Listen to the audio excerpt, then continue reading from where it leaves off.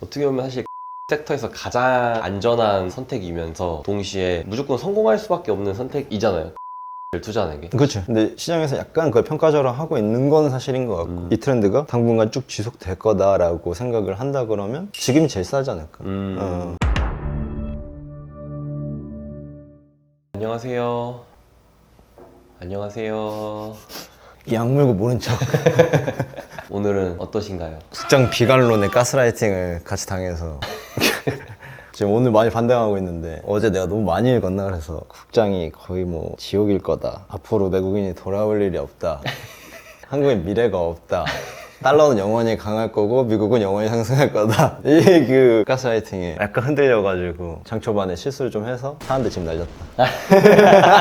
아니 동광님이 지금 주식 하시는 분들 중에서 마지막 남은 국장 홍보대사인데 그치. 비관론에 쌓이면 그러니까 대표적 저지능자라고 할 수 있지.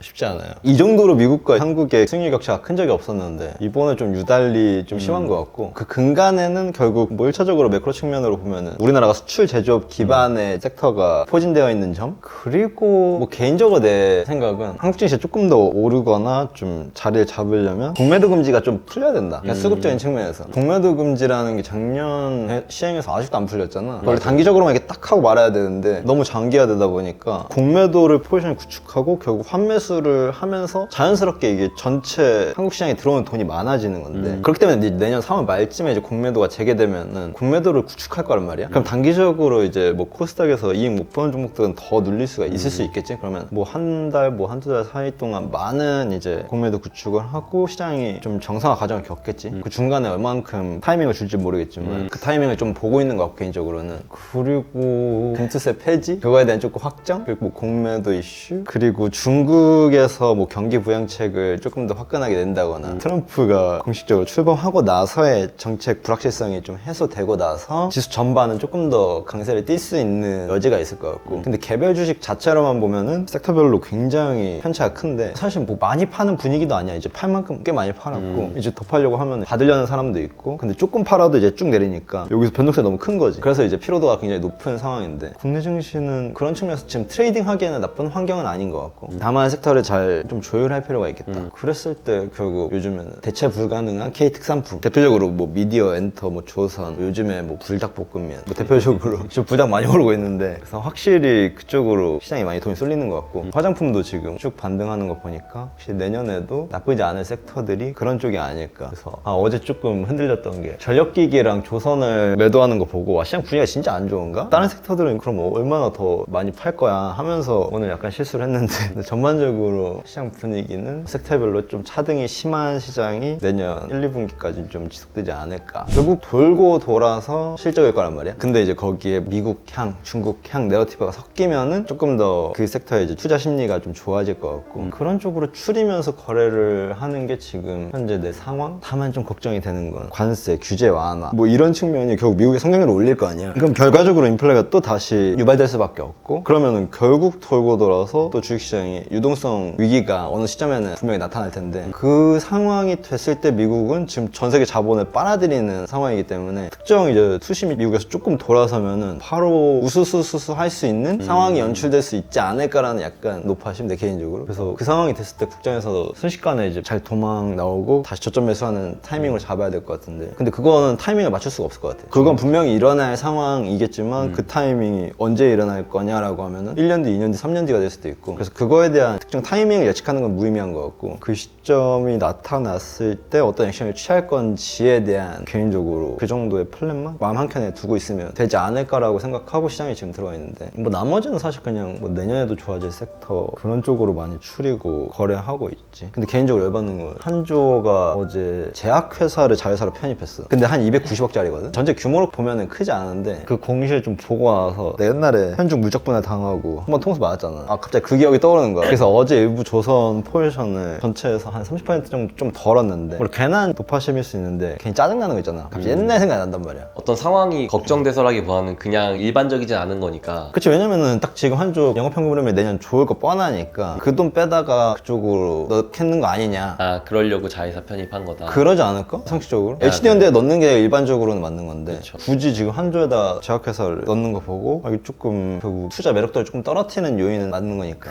이게 참 어렵네요. 국장이 이런 거 봐야 되니까 좀 열받는 것 같아. 그래서 좀 짜증난다 하면서 포지션을 좀 덜긴 했는데 뭐가 맞고 뭐가 틀린지 모르겠어. 근데 이제 어쨌거나 시세가 내년에 너무 강력하다 그러면 조금 더 그냥 따라 붙으면서 적극적으로 좀 트레이딩으로 대응을 할 것 같고, 단기적으로는 좀 열받는 이슈가 어제 좀 나와서 뭐 그것 때문에 어제 조선주가 떨어진 거 아니었어. 그냥 시장 분위기가 워낙 안 좋아서 전력기기 쪽도 팔고 운수장비업 쪽도 이렇게 쭉 파는 액션이 나왔는데 하루하루마다 지금 편차가 너무 커. 하루는 오르고 하루 떨어지고, 그렇게 조금 팔면은 훅 내리고 조금 사면 확 오르고, 이런 상황이 지금 계속 시장에 있으니까 여기서 이제 거래 빈도가 많아지면 조금 시장 아파져서 최대한 그냥 하루하루 손실 보더라도 거래 빈도 자체를 좀 줄이려는, 오늘 방향성이 틀렸다 이러면은 그냥 그 순간 멈추고 오늘은 맞고 가고.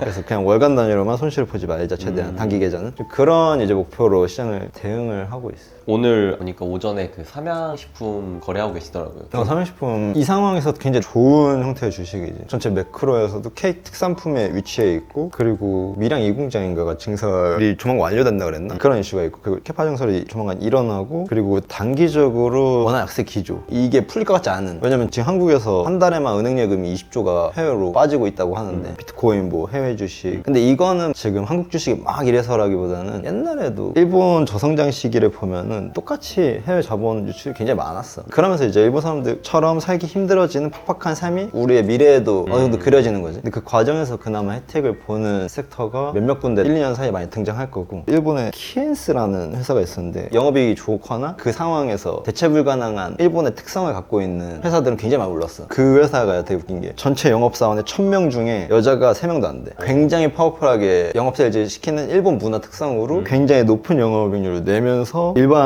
그 업종보다 굉장히 높은 멀티플 받았는데, 근데 그건 되게 일본 문화적인 특성을 갖고 있는 거잖아. 그런 회사가 그 사이에 막 시장을 주도하면서 많이 올랐다 일본 역사에 있더라고. 그래서 국장도 분명히 그렇게 될 것 같다. K스러운 거, 과거에는 일본스러운 거 쪽으로 시장은 언제나 반응했기 때문에 그렇게 치면은 국장도 1차적으로 뭐 엔터, 화장품, 조선, 이것들이 결국 한국의 굉장히 타이트한 경쟁 시스템에서 비롯된 거잖아. 어떻게 보면 일본의 그 문화적인 특성상 굉장히 남성 우호적인, 하라면 해 했을 때 다 따르는 그런 문화적인 특성이 반영한 기업이 올랐다 보니까 국내 증시도 앞으로 그런 특성을 가진 기업들이 관심을 받고, 이익 측면이나 시장 점유율 측면에서 엣지가 있다라고 하면 시장 자금은 그쪽으로 몰리는 게 순리 아닐까라는 생각으로 지금 시장 좀 바라보고 있지. 그런 예시 중에 하나가 이제 삼양식품인 거고. 그치, 뭐 한국의 화장품이 될 수도 있고, 더 나가서 뭐 패션, 게임 그런 쪽으로 파생될 수도 있는 거니까. 그러면 화장품에서 제가 약간 궁금했던 거는 실리콘투나 화장품 개별 브랜드 기업들, 그러니까 브랜드 유통기업들은 주가가 엄청 올랐잖아요. 지금 조정받고 있긴 하지만. 근데 상대적으로 무조건 수혜를 볼 수밖에 없는 그 ODM 업체들의 주가는 별로 안 올랐단 말이에요. 그러니까 근데 오늘 진짜 많이 오르고 있어. 아, 그래요? 지금 많이 오르고 있어요. 근데 얼마 전에 그 화장품 애널리스트 중에 그 레전더리 기억인 박종대 그분이 이제 복귀하면서 한 170페이지짜리 이제 보고서를 썼는데, 와. 그 내용에서 핵심은 ODM, OEM 수혜 받을 거 당연하고, 한국의 모든 인재들이 과거에 뭐 바이오, 게임 그쪽 플랫폼으로 갔다 그러면 지금 뷰티, 패션 그런 쪽으로 가고 있다 라는 이야기가 되게 임팩트가 센 보고서가 있어. 근데 코스맥스 같은 경우는 뭐 캐파 증설하면 당연히 비례해서 매출 이익 늘어나는 건 당연하니까. 근데 과거부터 ODM사들은 항상 저평가받았잖아. 항상 을의 위치처럼 비춰지고 이게 짐작이 낮아 보이니까 굉장히 평가절하받는 그런 측면이 있었는데, 지금 트렌드에서는 굉장히 매력적으로 비춰질 수 있는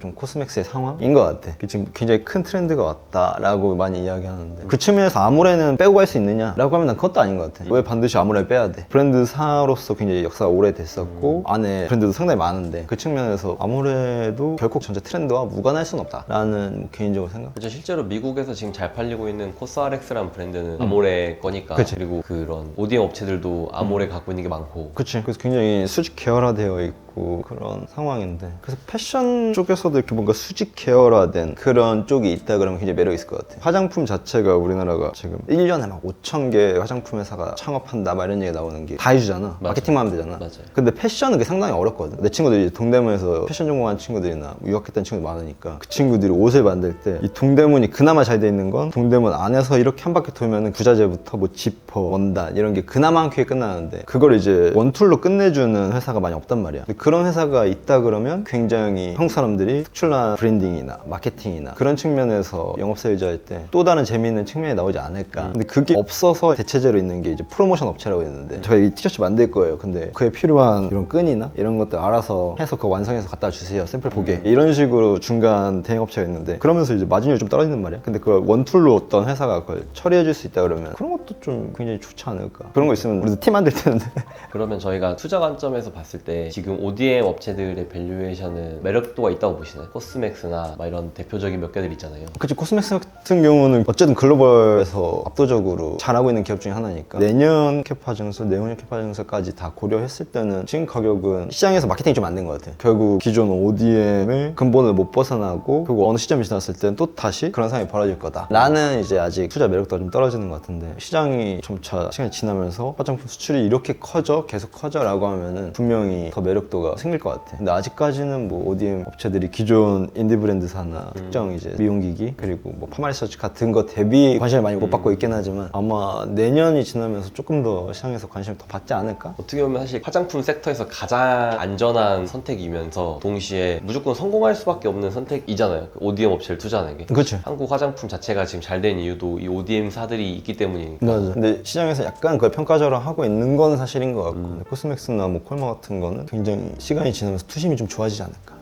그거는 눈에 띄는 매출 증대가 바로바로 지금 안 나와서 그런 건가요? 그렇죠. 그 시점이 아직 좀 남았으니까 사람은 이제 눈에 보여야 되거든. 그러면 만약에 코스맥스 같은 이제 ODM 업체를 투자해야 된다고 할 때 어느 시점에 투자하는 게 좋을까요? 그냥 어닝 소프라이 나왔어. 그럼 주가가 오를 거잖아요. 안 올라도 문제잖아요. 그럼 그냥 오를 때 들어가는 거나 아니면 지금 주가가 이미 많이 오르지 않은 상태고 약간 바닥에 기고 있으니까 지금부터 모으는 거나 이게 어느 시점에서 투자하는 게 더 좋다고 보세요? 특정 타이밍을 맞추려는 행위는 항상 전체적으로 보면은 좋은 판단은 아니거든. 근데 이제 화장품 시장이 계속 K트렌드라고 하면 결국 가성비잖아. 가성비 좋은 이제 웰메이드 제품군을 이제 K스럽다라고 많이 지금 이야기하는데 이 트렌드가 당분간 쭉 지속될 거다라고 생각을 한다 그러면 지금이 제일 싸지 않을까.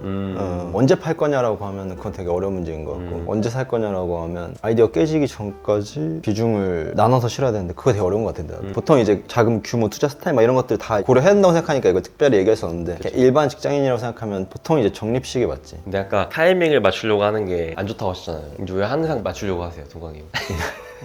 난 하루살이니까.